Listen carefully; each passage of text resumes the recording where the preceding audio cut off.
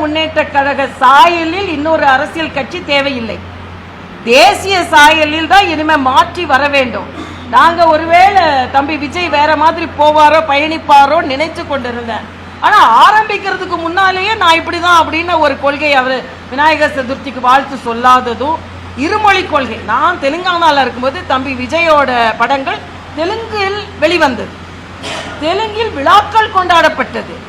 ஆக உங்களின் வியாபாரத்திற்கு பல மொழி தேவை, ஆனால் மக்களின் படிப்பிற்கு பல மொழி தேவையில்லை. இது ரொம்ப அப்பட்டமா. நான் போன வாட்டி பார்த்தேன், அண்ணன் ஸ்டாலின்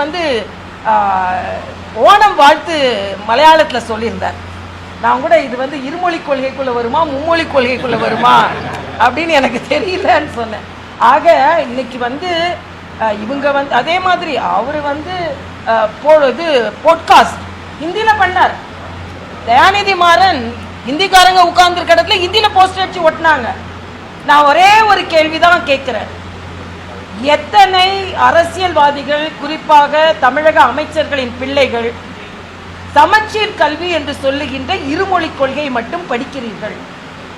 நீங்கள் தனியார் கல்லூரி பள்ளிகளில் படிக்க வைக்கவில்லையா? தனியார் பள்ளிகளில் மும்மொழி கொள்கை இருக்கும் பொழுது ஏன் அரசு பள்ளிகளில் இருமொழி கொள்கை? நீங்க பாத்தீங்கன்னா புதுச்சேரியில எல்லா பள்ளிகளையும் சிபிஎஸ்இ ஆக்கியிருக்கோம், எல்லா பிள்ளைகளுக்கும் அதே வாய்ப்பு கிடைக்கணும்னு சொல்லியிருக்கோம். ஆக இந்த ஏழைகளுக்கு ஒரு கல்வி, ஏற்றம் பெற்றவர்களுக்கு ஒரு கல்வி, இதை நாங்கள் வன்மையாக கண்டிக்கிறோம். இதுவும் திராவிட முன்னேற்ற கழகத்தின் இன்னொரு ஏமாற்று வேலை என்பதைத்தான் நான் பதிவு செய்கிறேன்.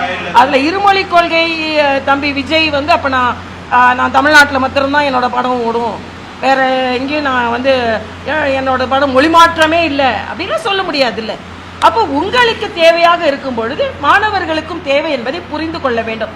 ஒன்றை மட்டும் நான் தெளிவா சொல்றேன், யாமறிந்த மொழிகளிலே தமிழ் மொழி போல் இனிதாவது எங்கும் காணோன்னு பாரதி சொன்னார்.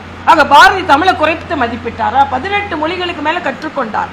ஆக இன்னொரு மொழியை கற்றுக்கொள்ள தமிழ் மேன்மை அடையுமே தவிர தமிழ் குறையாது என்பதை நான் இங்கே பதிவு செய்கிறேன். ஆக தமிழ்நாட்டில் கும்மிடி பூண்டியை தாண்டுனா யாருக்கும் எந்த அங்கீகாரமும் கிடைக்க வேண்டான்றது திராவிட முன்னேற்ற கழகம் குறியா இருக்கிறாங்கன்றதான் என்ன கருத்து. அப்படிதான் தெரியுது. ஏன் போவாருன்னு என்ன, அவர் தான் சாயலை சாயமாக பூசிக்கொண்டாரு இப்பவே. அதுக்கப்புறமா தான் சாயம் வெளுக்குதா இல்லைன்னா வேற சாயத்தை பூசிக்கிறாரா என்பது எங்களுக்கு தான் தெரியும். மேக்கப் இப்பவே எப்படி எடுபடும்? 2 பேரும் விடுவாங்களா? திராவிட முன்னேற்ற கழகம் விடுவாங்களா நான் கேட்கிறேன்.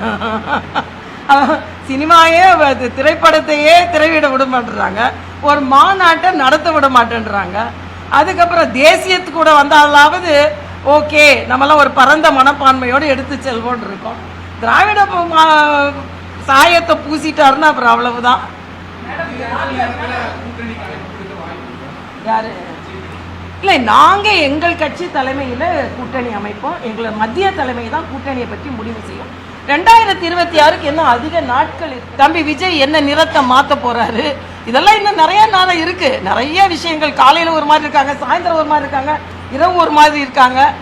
டாஸ்மாக் கடைக்கு பக்கத்தில் இல்லை, தனியாகவே தான் சொல்றாங்க அரசியல் கட்சி தலை. அதனால எல்லாரும் எப்படி எப்படி மாறுறாங்க, நிறம் மாறுகிறார்கள், உறவுகள் மாறுகிறது, இன்னும் நிறைய கூத்தை நம்ம பார்க்க தான் போறோம். 2026 வரைக்கும் நிறைய டிராமாக்களை பார்ப்போம். அப்போ நாங்கள் அமைதியாக இப்போ நாங்கள் 1 கோடி உறுப்பினர்களை சேர்த்து கொண்டு இருக்கோம்.